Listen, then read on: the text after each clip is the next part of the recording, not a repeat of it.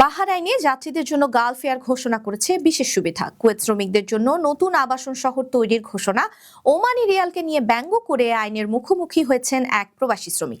১৪২ বছর বয়সে মারা গেলেন সৌদির সবচেয়ে বয়স্ক ব্যক্তি। এছাড়া আরো কিছু খবর নিয়ে আজকের মধ্যপ্রাচ্যের নিউজ আপডেট। সাথে আছি আমি পৃথ্বী বিশ্বাস। চলে যাচ্ছি বিস্তারিত খবরে। শুরুতেই বাহরাইনের খবর। কম খরচে ব্যাগেজ সুবিধা দিয়েছে বাহরাইনের বিমান সংস্থা গালফ এয়ার। এই সুবিধার আওতায় পুরো জানুয়ারি মাসে যেসব যাত্রী প্রিপেইডে অতিরিক্ত ব্যাগেজ বুক করবেন তারা অতিরিক্ত ব্যাগেজ ফিতে 40% পর্যন্ত ছাড় পাবেন। বর্তমানে গালফ এয়ারের ব্যাগেজ সুবিধা অনুযায়ী ইকোনমি ক্লাসের যাত্রীরা 25 কেজি, 30 কেজি অথবা 35 কেজি পর্যন্ত ব্যাগেজ নিতে পারেন। বিজনেস ক্লাসের যাত্রীরা 45 কেজি অথবা 55 কেজি পর্যন্ত ব্যাগেজ বহন করতে পারেন। সরাসরি গালফ এয়ারের অফিসিয়াল ওয়েবসাইট থেকে টিকিট এবং ব্যাগেজ বুক করলে অতিরিক্ত 5 কেজি ব্যাগেজও বিনামূল্যে বহন করা যাবে। তবে তার জন্য ফ্লাইটের কমপক্ষে 24 ঘন্টা আগে গালফ এয়ারের অফিসিয়াল বুকিং ওয়েবসাইটের মাধ্যমে ব্যাগেজ যুক্ত করতে হবে। এই নতুন ব্যাগেজ সুবিধার মাধ্যমে গালফ এয়ার যাত্রীদের ভ্রমণকে আরো সহজ, সাশ্রয়ী এবং আরামদায়ক করার লক্ষ্য নিয়েছে। কুয়েত সরকার দেশটিতে থাকা শ্রমিকদের আবাসিক সমস্যা সমাধানে নতুন উদ্যোগ নিচ্ছে। নতুন উদ্যোগের আওতায় শ্রমিকদের বসবাসের জন্য নতুন শহর নির্মাণের উদ্যোগ নেওয়া হচ্ছে।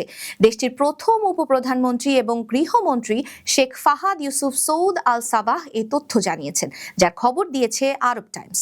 বর্তমানে কুয়েতের বিভিন্ন সেক্টরের শ্রমিকদের আবাসিক এলাকা যেমন জেলিব আল সুইয়ক এবং খাইজানে গেলে দেখা যায় সেখানে বহু শ্রমিক ঘনবসতিপূর্ণ এলাকায় বসবাস করছেন। এই আবাসিক এলাকা এবং বাড়িঘরগুলো তাদের চাহিদা মেটাতে আর যথেষ্ট নয়। সরকার তাই সম্পূর্ণ নতুন শ্রমিক বান্ধব শহর নির্মাণের পরিকল্পনা করছে, যেখানে শ্রমিকদের জন্য উন্নত এবং উপযোগী আবাসিক পরিবেশ তৈরি হবে। ওমানে সম্প্রতি এক নারী প্রবাসী কর্মী সামাজিক মাধ্যমে ভাইরাল একটি ভিডিও পোস্ট করার কারণে আইনের মুখোমুখি হয়েছেন। ভিডিওটিতে তিনি ওমানের মুদ্রা, ওমানি রিয়ালকে নিয়ে ব্যঙ্গ করেছেন। ছোট্ট এই পোস্ট মুহূর্তেই ভাইরাল হয়ে যায়। সেই নারী কর্মী কোন দেশের নাগরিক তা জানানো হয়নি।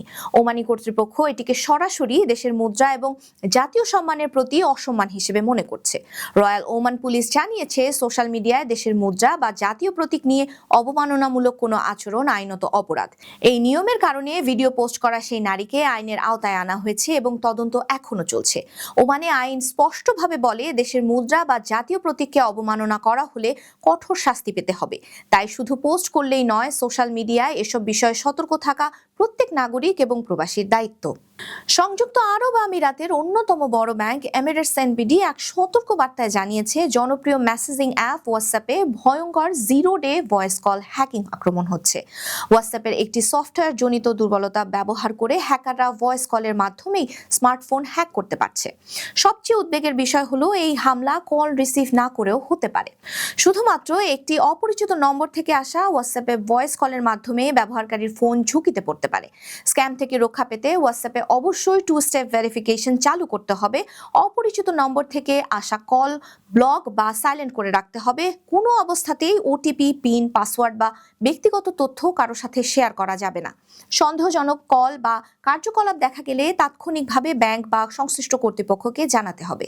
এমিরেটস এনবিডি আরও স্পষ্ট করে জানিয়েছে, ব্যাংক কখনোই ফোন কল, এসএমএস বা হোয়াটসঅ্যাপের মাধ্যমে গ্রাহকের ব্যক্তিগত তথ্য চাইবে না। তাই এ ধরনের কোনো অনুরোধ এলে বুঝে নিতে হবে এটি প্রতারণার ফাঁদ। সৌদি আরবের সবচেয়ে বয়স্ক পুরুষ নাসের বিন রাদান আল রাশিদ আল ওয়াদেই মৃত্যুবরণ করেছেন। মৃত্যুকালে তার বয়স হয়েছিল 142 বছর। আল ওয়াদেই 134 জন সন্তান এবং নাতি নাতনি রেখে গেছেন। বিশেষভাবে উল্লেখ্য যে তিনি 110 বছর বয়সে আবার বিয়ে করেন এবং পরে তার স্ত্রী একটি কন্যা সন্তানেরও জন্ম দেন। তার মৃত্যুর খবরে দেশ জুড়ে সামাজিক যোগাযোগ মাধ্যমে চাঞ্চল্যের সৃষ্টি হয়েছে। গালফ নিউজের খবরে বলা হয়েছে, তিনি 40 বারের বেশি হজ করেন। তিনি সৌদির প্রতিষ্ঠাতা কিং আব্দুল আজিজের সময় থেকে শুরু করে বর্তমান শাসক কিং সালমানেরও শাসনকাল দেখে যেতে পেরেছেন। 11 জানুয়ারি তার মৃত্যুর পর দারহান আল জানুবে তার জানাজা অনুষ্ঠিত হয়। পরে তাকে তার নিজ গ্রাম আল রাশিদে দাফন করা হয়। তার জানাজায় প্রায় 7,000 লোক অংশগ্রহণ করে। এই ছিল আজকের মধ্যপ্রাচ্যের নিউজ আপডেট। আল্লাহ হাফেজ।